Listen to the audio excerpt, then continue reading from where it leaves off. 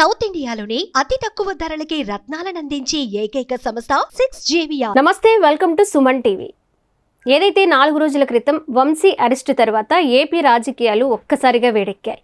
ఈరోజు రిమైండ్ ఖైదీగా ఉన్న వంశీని కలవడానికి వైసీపీ అధినేత జగన్మోహన్ రెడ్డి వెళ్లడంతో పాటు మీడియా సమావేశంలో ఫైనల్గా ఒక హింట్ అయితే ఇవ్వడం జరిగింది. ఎక్కడున్నా ఎవరినైనా సరే మా ప్రభుత్వం వచ్చిన తర్వాత వాళ్ళని తీసుకురావడం, రిటర్న్ గిఫ్ట్ ఇవ్వడం కూడా జరుగుతుంది అని కూడా మాట్లాడారు. మరింత హీట్ని పెంచినట్లయింది. దీని గురించి మనం ఈరోజు మాట్లాడుకుందాం. మనతో పాటు ఉన్నారు Suman TV chief editor Keshav గారు. నమస్తే సార్. నమస్తే అండి. సార్, వంశీ అరెస్ట్ ఒక చాప్టర్ అయితే ఈరోజు జైలు దగ్గరికి వెళ్ళి వైసీపీ అధినేత మాట్లాడడము, లాస్ట్లో ఎక్కడి నుంచి ఎవరున్నా సరే వాళ్ళని మేము తీసుకొస్తాం, మా ప్రభుత్వం వచ్చిన తర్వాత వాళ్ళని కూడా మేము ఇదే రీతిగా ట్రీట్ చేస్తాం అన్నట్లు మాట్లాడారు. అసలు ఎలా చూడాలి, అరెస్ట్ని ఏ విధంగా చూడాలి? వాళ్ళు మాట్లాడేది ఏంటంటే అసలు ఆధారాలు లేకుండా తీసుకురావడము, ఇలా జైల్లో సరైన సౌకర్యాలు ఏర్పాటు చేయకపోవడం, ఇవన్నీ కూడా టార్చర్ చేయడం అనేది ఉద్దేశపూర్వకంగా చేస్తున్నారు అనేది కూడా మాట్లాడుతున్నారు. అంటే జైల్లో ఖైదీలకి ప్రత్యేకమైన సదుపాయాలు ఇవ్వాలని జగన్మోహన్ రెడ్డి గారు ఏమైనా చట్టం చేసి ఉంటే ఆ సదుపాయాలు అమలు చేయకపోతే అప్పుడు నేరం అవుతుంది. ఎవరైనా ఒక రిమాండ్ ఖైదీకి ఎలాంటి హక్కులు ఉంటాయో అలాంటి హక్కుల్ని పోలీసులు అమలు చేస్తారు. లేకపోతే బోల్డెన్ వ్యవస్థలు ఉన్నాయి, హ్యూమన్ రైట్స్ కమిషన్స్ లాంటివి, చాలా రియాక్ట్ అవ్వడానికి అవకాశం ఉంటుంది. వాళ్ళ లాయర్లు, వాళ్ళ అడ్వకేట్లు దాని మీద ఫిర్యాదులు చేయొచ్చు. చంద్రబాబు నాయుడు గారి గురించి మనం పోల్చాల్సిన అవసరం లేదు. కాకపోతే ఏంటంటే మరి ఆయన 74-75 ఏళ్ల వయసులో ఉన్న వృద్ధుడి విషయంలోనే దోమలు కొడుతూనే ఫ్యాన్ పెట్టండి అంటేనే ఇచ్చే పరిస్థితి లేకుండా ఉంది. కాబట్టి జైలు లోపల ఏం జరుగుతుందని ఈరోజు కూడా బహుశా తెలంగాణ హైకోర్టులో ఒక పిల్లు వేశారు, జైళ్లలో సీసీ కెమెరాలు పెట్టాలి కంపల్సరీ అని చెప్పారు. సో అట్లాంటివి వస్తే సామాన్య ప్రజలకు కూడా ఏమైనా తెలిసే అవకాశం ఉంటుంది.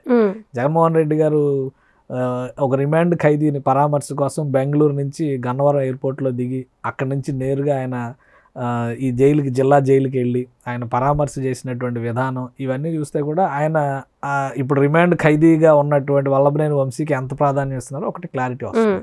రెండోది, ఆయన మీడియాతో మాట్లాడేటప్పుడు చేసినటువంటి వ్యాఖ్యలు మరీ విచిత్రంగా ఉన్నాయి. కొన్ని ఆయన వస్తారో లేదో ప్రజలు డిసైడ్ చేస్తారు. అది ఆయన రాసి పెడితే రాదు, లేదా ఆయన అనుకుంటే కాదు. కాబట్టి ప్రజలు డిసైడ్ చేసినప్పుడు అది ఆలోచించాలి. కానీ ఒక కేసు ఏదైనా ఎస్టాబ్లిష్ చేసినప్పుడు కోర్టు కానీ న్యాయ వ్యవస్థ కానీ ఒక ప్రొసీజర్ని ఫాలో అయ్యారా లేదా అని చూస్తుంది. అందులో తప్పు. ఇప్పుడు SC/ST కోర్టు పోలీసులకు నోటీసులు ఇచ్చింది. వాళ్ళ ఎందుకు ఇచ్చింది?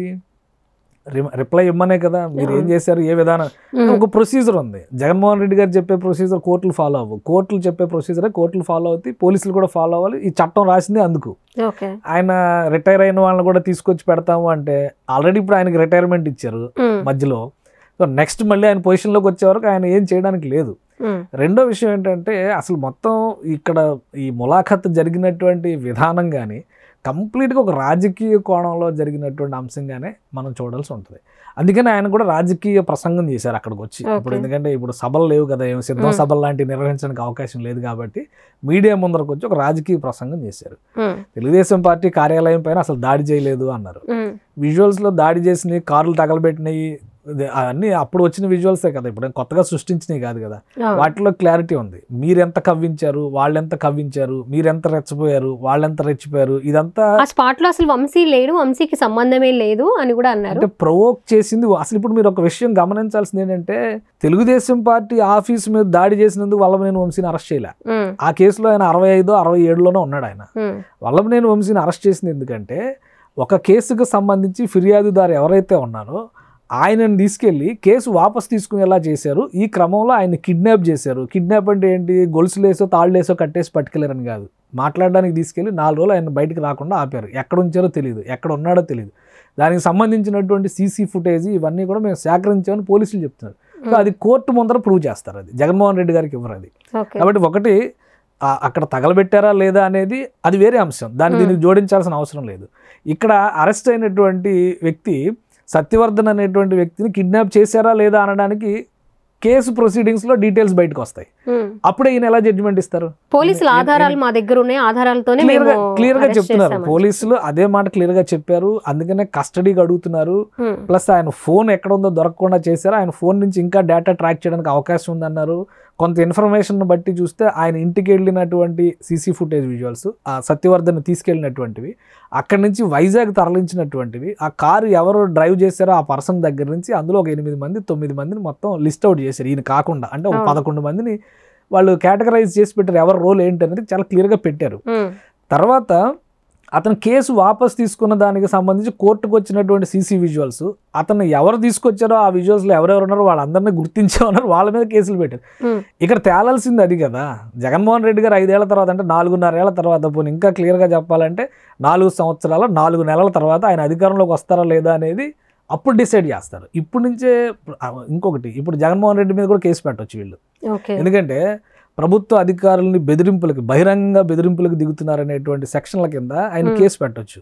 ఇప్పుడు ఆయన వచ్చి ఎవరినైనా ఇష్టం వచ్చినట్టు మాట్లాడడం అంటే కుదరదు కదా. ఆయనకి ఇచ్చిన రోల్ ఏంటి, ఆయన చేస్తున్నటువంటి పాత్ర ఏంటి? ఆయన ఇప్పుడు పరామర్శకు వెళ్ళారు, పేరు నాని, కొడాలి నాని వీళ్ళందరినీ తీసుకెళ్తామంటే వేరే వేరే ఇష్యూస్ వస్తాయి కాబట్టి వాళ్ళని అలౌ చేయమన్నారు. వేరే 3 పేర్లు అని చెప్పారంటే తలసిల రఘురామ్ని, ఇంకా ఆయన భార్యని, అలానే జగన్మోహన్ రెడ్డి గారు వెళ్ళారు, మాట్లాడారు. ఆయన వేరే ఏదన్నా బాధ ఉంటే చెప్పాలి, కానీ కేసుని ఇన్ఫ్లుయెన్స్ చేసేటువంటి విషయాలు జగన్మోహన్ రెడ్డి గారు మాట్లాడడానికి అవకాశం లేదు.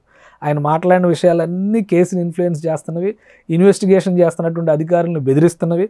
అలానే కేసుకు సంబంధించి ఎవరు ఎప్పుడు ఎక్కడికి వెళ్ళినా రిటైర్మెంట్ అయినా కానీ మేము తీసుకొచ్చి లోపలేస్తామని చెప్పారంటే అది బెదిరింపులు కాకుండా ఏమవుతాయి? కాబట్టి కక్ష సాధింపు అంటే అక్కడ స్టార్ట్ అయింది. ఒకవేళ జగన్మోహన్ రెడ్డి గారి మీద ఈ అంశాలపైన కేసు పెట్టారు కూడా అప్పుడు కక్ష సాధింపు స్టార్ట్ అయినట్టు. బట్ ఇక్కడ జరిగిందంతా కూడా వల్లభనేని వంశీ గారు దుడుకుగా చేసినటువంటి ఒక వ్యవహారం. ఈ కేసు తీసేస్తే సమస్య ఉండదు అని భావించి, ఎప్పుడు మళ్ళీ జగన్మోహన్ రెడ్డి అధికారంలో ఉన్నప్పుడు చేయలే ఈ పని. నిన్నగాక మొన్న ఫిబ్రవరి 10వ తారీఖున 9వ తారీఖు నుంచి ఆయన ఇంటి దగ్గర మిస్సింగ్, ఎవరో పిలిచికెళ్ళారని చెప్పన్నారు. అప్పటి నుంచి కనబట్టలేదు అన్నారు. 14వ తారీఖు 15వ తారీఖు కేసు వాళ్ళు కంప్లైంట్ ఇవ్వడం, దాన్ని వీళ్ళు ట్రాక్ చేయడం, ఎవరు ఎక్కడ ఉన్నారు ఏంటి అనేది ట్రేస్ చేయడం, ఇవన్నీ జరిగినాక వైజాగ్లో సత్యవర్ధన్ పట్టుకొచ్చారు. ఈయనేమో వల్లభనేని వంశీని హైదరాబాద్ నుంచి పట్టుకొచ్చారు. నిన్నగాక మొన్న చేశాడు. అది జరిగిందా లేదా అని కదా ఇప్పుడు తేలాల్సింది కేసు. దానికి అనుబంధంగా గతంలో ఈయన చేసిన వ్యవహారాలకు సంబంధించిన కేసులన్నీ ఉంటాయి. ఒక నేరంలో ఒక ఖైదీని, ఒక పర్సన్ అరెస్ట్ చేస్తే పీటీ వారెంట్ వేస్తారు, అంటే ప్రిజనర్స్ ట్రాన్సిట్ అని చెప్పని దాని మీద ఆర్డర్ కోర్టు నుంచి తీసుకోవచ్చు. ఈ కేసులో ఈయన అరెస్ట్ అయ్యారు కాబట్టి పలానా కేసులో ఉన్నాడు, ఆ కేసులన్నిటికి సంబంధించి కూడా మేము విచారించాలి. అదే కదా చంద్రబాబు నాయుడు మీద వీళ్ళు చేసింది. ఇప్పుడు ఆయన అరెస్ట్ చేశారు, స్కిల్ డెవలప్మెంట్ కేసు అనే దాని మీద వేశారు, ఫైబర్ గ్రిడ్ని తీసుకొచ్చారు, అమరావతి ఇన్సైడర్ ట్రేడింగ్ని తీసుకొచ్చారు. ఇలా ఒక 4-5 కేసులు వేసి సుప్రీంకోర్టు దాకా వెళ్ళారు కదా. వీళ్ళకుండే ఆప్షన్సే వాళ్ళకే ఉంటాయి కదా. సో సేమ్ అదే జరుగుతుంది. అయితే ఎందుకు అనవసరమైనటువంటి రాద్ధాంతం చేస్తున్నటువంటి రీతిలో మాట్లాడే కంటే అసలు ఏం జరిగింది అనేటువంటి వాస్తవాలు ప్రజల ముందరకు తీసుకొచ్చే ప్రయత్నం చేయాలి. దాడి జరగలేదన్నారు, దాడి చేసిన వ్యక్తి అసలు అతను దాడే జరగలేదని ఆయన చెప్పాడు, అవన్నీ డాక్యుమెంటల్ ఎవిడెన్సెస్ కదా. కోర్టు ముందు రికార్డ్ అయినటువంటి సాక్ష్యాలు ఖచ్చితంగా ఆ పేపర్స్ బయట పెట్టవచ్చు. ఓరల్గా చెప్పేటువంటి మాటలు కాదు, ఇవన్నీ మీడియా ముందర చెప్పేటువంటి చిలక పలుకులుగానే మనం చూడాలి. ఇంకా ఏంటంటే జగన్మోహన్ రెడ్డి గారు మేము అధికారంలోనే ఉన్నాం అనేటువంటి ఆలోచనతోనో, లేదంటే ప్రజలే తప్పు చేశారు, వాళ్ళు తప్పు తెలుసుకుని మళ్ళీ మమ్మల్ని భుజాలకు ఎత్తుకుంటారనేటువంటి ఆశతోనో ఉన్నట్టుగా మాట్లాడుతున్నారు తప్పితే వాస్తవాల మీద ప్రయాణం చేసేటువంటి ప్రయత్నం మాత్రం ఆయన చేయడం లేదు ఇప్పటికి కూడా. ఓకే సార్, ఇప్పుడు వైసీపీ ఏమంటుందంటే రాష్ట్రంలో రెడ్ బుక్ రాజ్యాంగం నడుస్తోంది అని అంటూ ఉన్నారు ప్రతిసారి కూడా. వంశీ అరెస్ట్ తర్వాత ఇటు రాజకీయ పార్టీలే కావచ్చు, సామాన్య ప్రజల్లో కూడా నెక్స్ట్ ఎవరు అనే ఆలోచన క్వశ్చన్ మార్క్ అయితే ఉంది సార్. నెక్స్ట్ నిజంగా నెక్స్ట్ అనే పదం ఉంటుందా, ఆ వ్యక్తి ఉంటారా, ఉంటే ఎవరై అనుకోవచ్చు? అంటే ఉండొచ్చు, ఉండరని మనం చెప్పలేము. రెడ్ బుక్ రాజ్యాంగం అంటే మొన్నటి వరకు రాజారెడ్డి రాజ్యాంగం నడిచిందా అని అడుగుతున్నారు వాళ్ళు కూడా. కాబట్టి రాజ్యాంగాల అంశం పక్కన పెడితే కర్తవ్యాన్ని మీరిన వాళ్ళు, చట్టాన్ని మీరు వ్యవహరించిన వాళ్ళు, నైతికతను వదిలేసి రాజకీయాలు చేయడం మొదలుపెట్టిన వాళ్ళు, ఈ 3 వర్గాల వాళ్ళు ఖచ్చితంగా శిక్షింపబడాలి. దానికోసమే 164 సీట్లు ఇచ్చింది. జనం ఊరికనే ఇవ్వలే కదా, మీడియా ముందరకు వచ్చి మనకు వచ్చినటువంటి ఇష్టం వచ్చిన భాషని, ఇష్టం వచ్చినటువంటి పదజాలాన్ని ఉపయోగించిన వాళ్ళ నాలుకల మీద వాతలు పెట్టాలని జనం ఓట్లేసింది. అది చేయనప్పుడు ఏం జరుగుతుంది అంటే వీళ్ళకి కూడా సేమ్ రిజల్ట్ వస్తుంది. ఎందుకంటే రాజకీయం అంటే ఇదే అని చెప్పని అక్కలో తిట్టడమే రాజకీయం అని. నేను ఒక 20 ఏళ్ల క్రిందట అసెంబ్లీ కవరేజ్లో కూర్చున్నప్పుడు, అసెంబ్లీలో మీడియా పాయింట్ గ్యాలరీలో కూర్చుని మేము కవర్ చేస్తున్నప్పుడు చిన్న మాట అబద్ధం అనే పదం వస్తేనే స్పీకర్ ముందర గోల్ చేసి ఆ పదాన్ని రికార్డులో తొలగించే వరకు ఆందోళన చేసిన రోజులు చూసాం మేము. ఓకే. ఇప్పుడు చూస్తే అమ్మలో అక్కలు మాట్లాడుతున్నారు అసెంబ్లీలో, రికార్డులోకి వచ్చినా కానీ వాటిని తొలగించట్లా. రికార్డుతో సంబంధం లేకుండా ఎంత ఘోరమైన భాష మాట్లాడుతున్నారు. వీళ్ళని చూసి రేపు జనరేషన్ ఏమవుతుంది, అసెంబ్లీలో ఇలాగే చేయాలనుకుంటారు కదా. కాబట్టి అలాగా పరిధి మీరిన వాళ్ళకి చర్యలు తప్పవు, జరిగి తీరాల్సిందే. అది జరిగితేనే, అది రెడ్ బుక్ రాజ్యాంగమా లేదంటే ఇంకోటి అనుకుంటారు ఏదైనా కానీ, బట్ అది జరిగితేనే బ్యాలెన్స్ జరుగుతుంది. లేదంటే ఇదే కరెక్ట్ అనేటువంటి భ్రమ పెరుగుతుంది. అది జరగకుండా తప్పులు ఎవరు చేశారు, కర్తవ్యాన్ని మీరు ఎవరు వ్యవహరించారు, పరిధి మీరు ఎవరు మాట్లాడారు, ఇటువంటి వాళ్ళకి ఖచ్చితంగా శిక్షలు ఉండాల్సిందే. అది ఏ రాజ్యాంగం అయినా పర్వాలేదు, కానీ భారత రాజ్యాంగానికి లోబడి అంబేద్కర్ గారు రాసినటువంటి రాజ్యాంగ పరిధిలో అనేక చట్టాలు ఉన్నాయి. ఆ అంశాలకు లోబడి ఖచ్చితంగా వాళ్ళకి శిక్ష పడాల్సిందే. వాళ్ళని ప్రభుత్వాలు కానీ, అంటే కోర్టులు, ప్రధానంగా కోర్టులు వాటిని సమీక్షించేటువంటి అర్హత పూర్తి స్థాయిలో ఉన్నాయి. దానికి తగ్గట్టుగా నడుచుకోవాల్సినటువంటి బాధ్యత ఆ పర్సన్స్ కూడా ఉంటుంది. అంటే ఇలా చేస్తే ఇలాంటి శిక్షలు వస్తాయనేటువంటి భయం ఖచ్చితంగా ఉండి తీరాలి. లేదంటే రాజకీయ నాయకులు బరితెగిస్తారు. ఎందుకంటే మాకు 150 సీట్లు వచ్చినాయి కాబట్టి మేము ఏమైనా చేయొచ్చు, రాజ్యాంగంతో సంబంధమే లేదు అన్నట్టుగా గతంలో వ్యవహరించారు కాబట్టే చావు దెబ్బతిన్నారు, 11కు పరిమితం అయ్యారు. ఇప్పుడు వీళ్ళు 164 వచ్చినాయి కాబట్టి ఇంకా మేము బాగా చేయొచ్చు, ఇంకా మేము ఏదైనా కానీ చేయొచ్చు అనుకున్నాను, రేపు వీళ్ళకి చావు దెబ్బ తప్పదు. కాబట్టి ఎవరైనా కానీ ప్రజలు అధికారం ఇచ్చేది ఏంటంటే ప్రజా శ్రేయస్సు కోసం పని చేయమని అధికారాలు ఇస్తారు, మీ శ్రేయస్సు కోసం పని చేయమని కాదు. ప్రజా శ్రేయస్సు అంటే ఏంటి, ఈ సమాజం, ఈ రాష్ట్రం, ఈ దేశం బాగుపడాలని చెప్పాను. మీరు కొట్టుకు చావమని చెప్పానో, ఎవడు దొరికితే ఆయన మీద టార్గెట్ చేయమని చెప్పానో చేసేది కాదు. అంటే రేపు జగన్మోహన్ రెడ్డి గారికి మళ్ళీ అధికారం వచ్చినా కానీ, ఎందుకంటే ఇది ప్రజాస్వామ్యం, అధికారం ఇవ్వచ్చు, ఇచ్చినా రావచ్చు.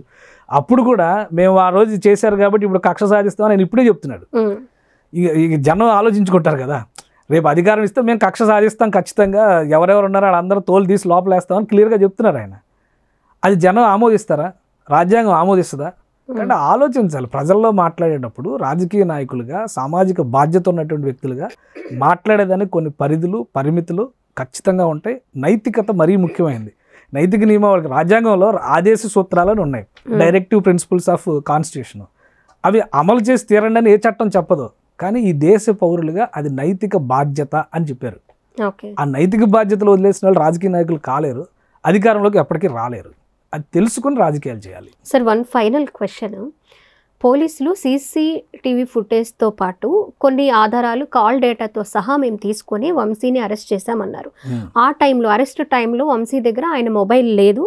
ఆ మొబైల్ కూడా దొరికితే మరిన్ని ఆధారాలు సేకరించే అవకాశం ఉంటుంది అని 10 రోజుల కస్టడీగా అయితే కోరుతూ ఉన్నారు. ఆ పిటిషన్ ఒకటి కంటిన్యూ అవుతూ ఉంది. అలాగే ఇప్పుడు వంశీ తరపు న్యాయవాది కూడా ఆయనకి ఫుడ్, బెడ్, అలాగే బెయిల్, ఈ పిటిషన్ కూడా కంటిన్యూ అవుతుంది. ఈ 14 రోజుల రిమాండ్ తర్వాత రిమాండ్ పొడిగించే అవకాశాలు ఏమైనా ఉంటాయా, బెయిల్ వచ్చే అవకాశాలు? ఖచ్చితంగా ఉంటాయి. ఎందుకంటే చంద్రబాబు నాయుడు గారు 60 రోజులు ఉన్నారుగా, 53 రోజులు ఉన్నారు కదా జైల్లో. అక్కడ కూడా ఇప్పుడు చెప్తుంది అదే కదా, కేసులో ఆధారాలు లేవనే కదా.